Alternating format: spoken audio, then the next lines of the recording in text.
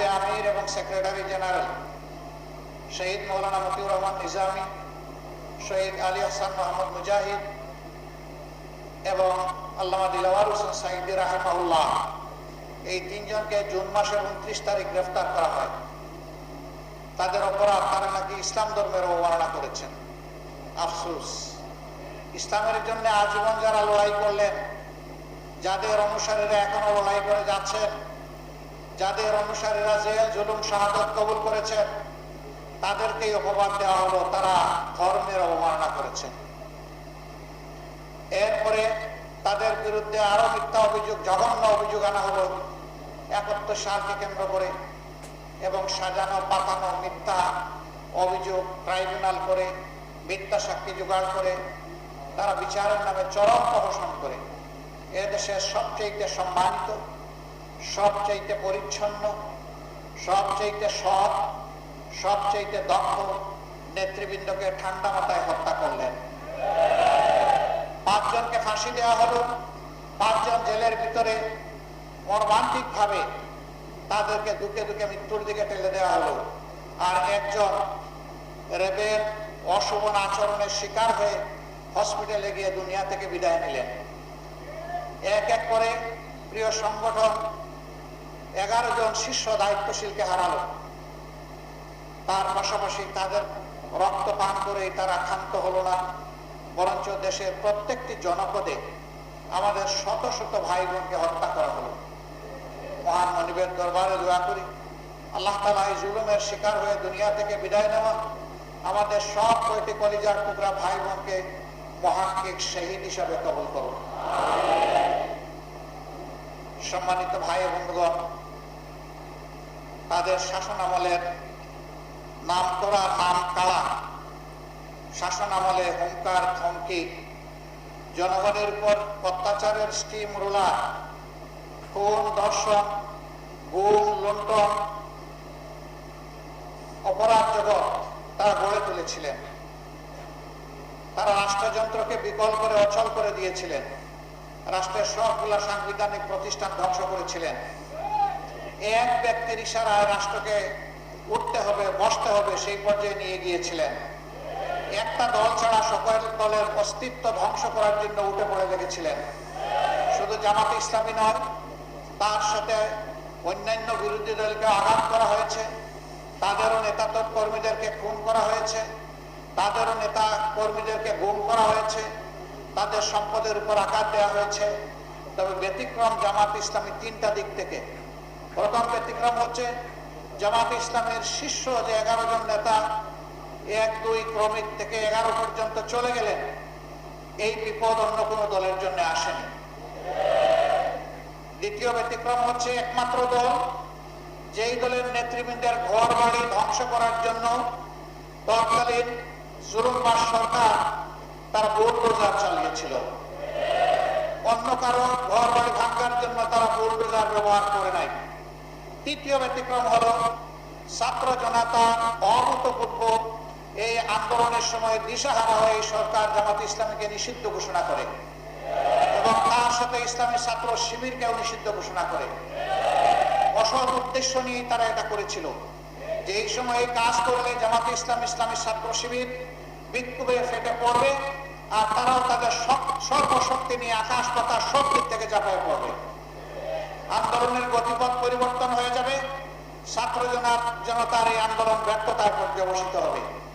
জামাত তাদের পাতা ফাতে পা দেয়নি। আমরা তাদের এই চাতুর্য ধূর্ততা বুঝতে পেরেছিলাম।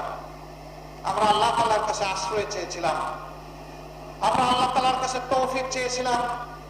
আল্লাহ যেন এই আঘাত আমাদেরকে ধৈর্য ধরে সহ্য করার তৌফিক দান করেন। মহান রবের দরবারে শুকরিয়া আদায় করি যে কোথাও এত বড় আঘাত আসার পরে আমরা সামান্য একটা চিৎকারও দেইনি। আলহামদুলিল্লাহ, তাদের ষড়যন্ত্র ব্যর্থ হয়েছে। 26 দিনের মাথায় আমরা আবার আমাদের এই অধিকার ফিরে পেয়েছি। আল্লাহ তাআলা শুকরিয়া আদায় করি। এই ফিরে পাওয়ার পরে আমরা উল্লাসে ফেটে পড়িনি, বরঞ্চ আমরা সেই মহান মনিবের দরবারে সুজুদে নিজেদের মাথাকে আমরা নুয়ে দিয়েছিলাম, যিনি আমাদেরকে আমাদের অধিকার আমাদের কাছে ফিরিয়ে দিয়েছেন এবং আমাদের উপর যে জুলুম করা হয়েছিল সেই জুলুমের পর্দা আল্লাহ তাআলা নিজেই ছিঁড়ে ফেলেছেন। আমার সম্মানিত ভাইরা, এত ত্যাগ, এত রক্ত, এত জীবনের বিনিময়ে বাংলাদেশ যে দ্বিতীয় বা তৃতীয় স্বাধীনতা পেল, এই স্বাধীনতা আজকে বাংলাদেশের 18 কোটি মানুষের কাছে সেই সমস্ত শহীদ ভাই বোনদের আমানত যারা এই আন্দোলন সফল করতে গিয়ে দুনিয়া থেকে বিদায় নিয়েছেন, সেই সমস্ত ভাইদের আমানত যারা জালিমের গুলিতে দুই চোখ হারিয়ে তারা এখন অন্ধ হয়ে পড়েছেন, সেই সমস্ত ভাই বোনদের আমানত যারা লড়াই করতে গিয়ে তাদের হাত এবং পা হারিয়েছেন, তারা পঙ্গুত্ব বরণ করেছেন। আপামর জনতার এই আমানত আমাদেরকে বহন করতে হবে এবং তার প্রতি সম্মান দেখাতে হবে। বর্তমানে যে সরকার আছে, জনগণই তাদেরকে এই দায়িত্ব দিয়েছে। তাদের মূল কাজ হচ্ছে রাস্তার যে বিশাল ধ্বংস সাধন করা হয়েছে, প্রাতিষ্ঠানিক জায়গাগুলোকে এলোমেলো করে দেওয়া হয়েছে, সর্বনাশ করে দেওয়া হয়েছে, দ্রুততম সময়ের ভিতরে তারা এগুলাকে পুনর্বিন্যাস করবেন। নির্বাচনের জন্য একটা অনুকূল পরিবেশ তৈরি করবেন। যখনই অনুকূল পরিবেশ তৈরি হয়ে যাবে তখন একটি অর্থবহ, গ্রহণযোগ্য, সুষ্ঠু নির্বাচন জাতিকে উপহার দিয়ে তারা আবার তাদের স্ব কর্তব্যের জায়গায় চলে যাবেন। আমরা সেই দিনের অপেক্ষায় আছি। আমরা তাদেরকে সঙ্গত সময় দেওয়ার পক্ষে। এই কাজগুলা করার জন্য যেটুকু মিনিমাম সময় প্রয়োজন সেই সময় আমরা তাদেরকে দেওয়ার পক্ষে। আমরা এই কথা বারবার উচ্চারণ করেছি। সেই সাথে আমরা আমাদের আকাশ এখনো কালো মেঘ মুক্ত হয়নি। এখনো বাংলাদেশের আকাশে শকুনের ঘোরাঘুরি চলছে। এই ব্যাপারে আমরা যেন আত্মতৃপ্তিতে না ভুগি যে আমরা বোধহয় পরিপূর্ণ সফলতা বা বিজয় পেয়ে গিয়েছি। বাংলাদেশের মানুষকে হয়তো আরো অনেক ত্যাগ স্বীকার করতে হবে। আল্লাহ তাআলার কাছে দোয়া করি সকল ত্যাগের বিনিময়ে আমাদের দেশটাকে যেন আল্লাহ তাআলা পরিচ্ছন্ন করে দেন, আল্লাহ তাআলা যেন জুলুম মুক্ত করে দেন, আল্লাহ যেন ন্যায় এবং ইনসাফের ভিত্তিতে একটা সমাজ বিনির্মাণের তৌফিক এই জাতিকে দান করেন। যে দলই ক্ষমতায় আসে তারা যেন এদেশের প্রত্যেকটি মানুষের আমানতের প্রতি সম্মান প্রদর্শন করে। আমাদের যুব সমাজ, ছাত্র, তরুণ এবং সমস্ত মানুষ একটাই স্লোগান তখন বারবার দিচ্ছিল, উই ওয়ান্ট জাস্টিস। এই সামাজিক সুবিচারটা বাংলাদেশের জনগণ একেবারেই পায়নি, বঞ্চিত। সুবিচার যদি প্রতিষ্ঠিত হয়, সুপ্রিম কোর্টে জজ করতে হবে না, ম্যাজিস্ট্রেট করতে হবে না। এটা প্রত্যেকটি পরিবার থেকে শুরু করে রাষ্ট্রের সর্বোচ্চ চূড়া পর্যন্ত সুবিচার কায়েম হবে ইনশাআল্লাহ। এই সুবিচার কায়েম না হওয়া পর্যন্ত স্বাধীনতা বারবার অর্জন করলেও তার স্বাদ ভোগ করা আমাদের পক্ষে সম্ভব হবে না। এই জন্য সুবিচারের এই বীজতলা তৈরি করা এখন এই জাতির দায়িত্ব। যারা এখন সরকার পরিচালনায় আছেন, আমরা যারা রাজনীতির মাঠে আছি, আপনারা যারা বিভিন্ন পেশায় নিয়োজিত আছেন, এই জায়গাটা তৈরি করা এখন সমন্বিতভাবে আমাদের সকলের দায়িত্ব। এই জন্য সমাজের অতি গুরুত্বপূর্ণ একটি স্তম্ভ হচ্ছে সাংবাদিকতার জগৎ। সাংবাদিকরা হচ্ছেন ওয়াচ ডগ। তারা উপর থেকে সবকিছু দেখার চেষ্টা করেন এবং তারা জনগণের ভাষা অনুযায়ী ভাষা বুঝেন, পড়েন এবং তা মানুষের সামনে তুলে ধরেন। এ কারণেই তাদেরকে বলা হয় জাতির বিবেক। কিন্তু সেই বিবেকগুলো গত 15 বছর, 15.5 বছর আফসোসের বিষয়, তারা বিবেক অনুযায়ী তাদের দায়িত্ব পালন করতে পারেননি। তাদের উপরে অত্যাচারের খড়গ নেমে এসেছে। সাংবাদিকদেরকে হত্যা করা হয়েছে। সামান্য একটি স্ট্যাটাস অথবা একটি রিপোর্ট ছাপার অভিযোগে তাদেরকে টেনে হেসড়ে জেলে নেওয়া হয়েছে। জাতির বিবেককে কারাবন্দী করা হয়েছে। তাদেরকে হুমকি ধমকির মধ্যে রাখা হয়েছে। অদৃশ্য উপরের নির্দেশের কথা বলে তাদের কলমকে অচল করে দেওয়া হয়েছে। তাদের মুখে এক ধরনের তালা ঝুলিয়ে দেওয়া হয়েছিল। 5 তারিখের পর থেকে হাতের কলম মুক্ত হয়েছে, মুখের তালাও সরে গিয়েছে। আমরা চাই এটা যেন, এই মুক্তি এবং তালা সরে দেওয়া এটা যেন চিরদিনের জন্য হয়। আপনাদেরকে বলা হয় সমাজের দর্পণ। আয়না কখনো কোনো কিছুকে বাড়িয়ে দেখায় না, আবার কোনো কিছু হাইডও করে না, গোপনও করে না, যা আছে তাই তুলে ধরে। অনেক সংবাদপত্র সংবাদের নামে, নিউজের নামে নিজেদের ভিউজ তুলে দেন, তার ভিতরে যা খেলে যে চিন্তা, তিনি যা চান সেইটা নিউজের নামে চালায় দেন। এটা আসলে জনগণের জন্য, সমাজের জন্য কল্যাণকর নয়। আপনি নিউজের জায়গায় নিউজটা দেন, ভিউজের জায়গায় আপনি ভিউজটা লেখেন, তাতে কোনো সমস্যা নেই। জনগণ আপনার ভিউজ যদি কবুল করে আমাদের কোনো আপত্তি নেই। এই জায়গায়ও আমাদেরকে ফেয়ার স্ট্যান্ডার্ড এস্টাবলিশ করতে হবে। এই জায়গাটা যদি পরিচ্ছন্ন হয়, আমাদের বিচারাঙ্গন যদি পরিচ্ছন্ন হয়, তাহলে বাংলাদেশের মানুষের বেশিরভাগ ক্ষেত্রে মুক্তি অর্জিত হবে ইনশাআল্লাহ। অতএব এই দুই স্তম্ভকে আমাদের শক্তিশালী করতে হবে সকল কিছুর বিনিময়ে। ধরেন আল্লাহর ফয়সালার ব্যাপার, কে ক্ষমতায় যাবে না যাবে, অন্যের দায়িত্ব নিয়ে আমরা কথা বলতে পারি না, এ অধিকার আমাদের নেই। আমরা আমাদের দায়িত্ব নিয়ে কথা বলবো। এ কাজের জন্য যদি রাব্বুল আলামিন আমাদেরকে কবুল করেন, জনগণের হাত যদি আমাদের দিকে সম্প্রসারিত হয়, আমরা আপনাদেরকে কথা দিচ্ছি, আমরা আপনাদেরকে আহ্বান জানাচ্ছি, সেই দিন আপনারা যা বুঝেন আপনারা স্পষ্ট করতে বলবেন, মুক্ত হাতে লিখবেন, আমাদের তীর্যক সমালোচনা করবেন এবং দেশাত্মবোধ নিয়ে আপনারা সেই সমালোচনা করবেন। আমরা সেই সমালোচনাকে আমরা আহ্বান জানাই, আমরা ওয়েলকাম করি। আমরা চাই না একটা বোবা জাতি তৈরি হোক, আমরা চাই না একচুকা একটা জাতি তৈরি হোক, আমরা চাই একটা চক্ষুষ্মান জাতি যেন আমরা আগামী দিনে দেখতে পাই।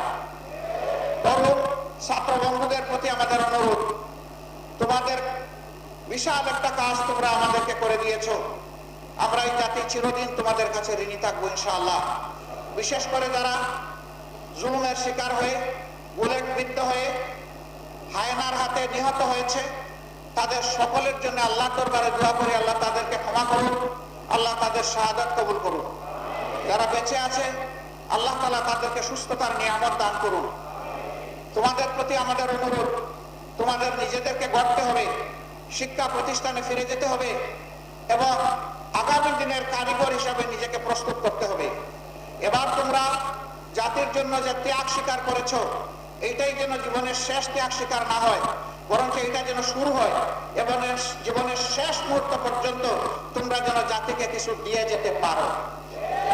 আমরা এইরকম একটি উজ্জ্বল, সম্ভাবনাময়, অত্যন্ত দক্ষ, চরিত্রবান, আল্লাহভীরু একটি যুব সমাজ আগামী দিনে কামনা করি। তোমরা যেন নিজেই একটা ইতিহাস হও, পরবর্তী প্রজন্ম এসে তোমাদের থেকে উৎসাহ নেই যে আমাদের পূর্ববর্তী যুব সমাজ তাই করেছিল, অন্যায়ের সামনে বুক পেতে দিয়েছিল। সেখানে একজন খুনি অফিসার বলতেছে, স্যার একটাকে গুলি করি সেই পড়ে, আরেকজন সরে না স্যার। আমরা ওই সমাজ চাই, এটা নিয়ে যেন আগামীর তরুণরা গর্ব করতে পারে যে আমাদের আগের প্রজন্ম এটা করে গিয়েছে, এটাই আমাদের পথ। অন্যায়ের কাছে মাথা নত করব না, আমরা সমুন্নত রেখে অন্যায়ের প্রতিবাদ করব। প্রিয় সম্মানিত ভাইরা, যেহেতু আসরের সময় হয়ে গিয়েছে, এই জন্য আমি আমার কথা লম্বা করব না।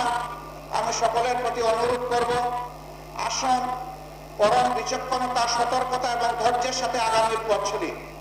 আসুন মহান আল্লাহর পর আমরা পরিপূর্ণ নির্ভরতা বা নির্ভরশীলতা আমাদের মধ্যে অর্জন করি, আল্লাহর পর তাওয়াক্কুল করি, আল্লাহকে ভয় করি সকল কাজে।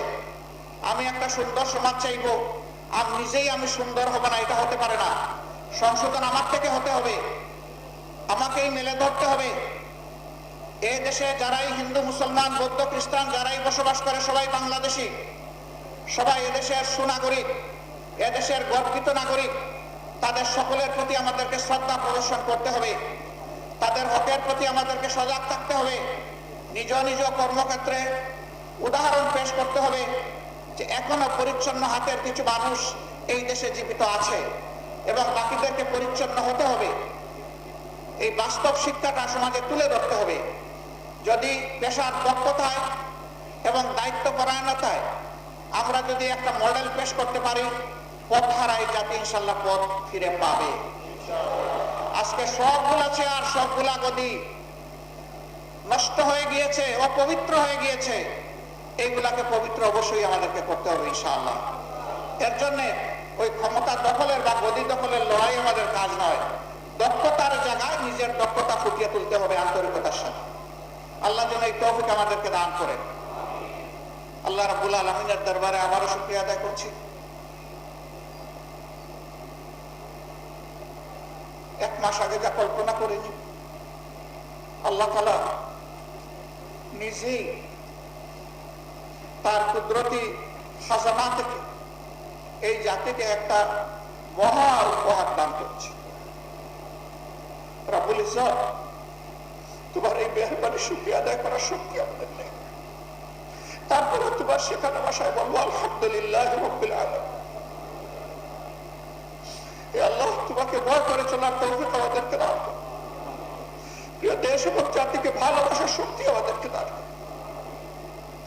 যে সমস্ত মায়ের মুখ খালি হয়েছে, যে সমস্ত বোনেরা বিধবা হয়েছে, যে সমস্ত শিশুরা এতিম হয়েছে, যে সমস্ত যুবক যুবতী ভাই হারা হয়েছে, হে আল্লাহ, তুমি তাদেরকে সবরে জামিল দাও।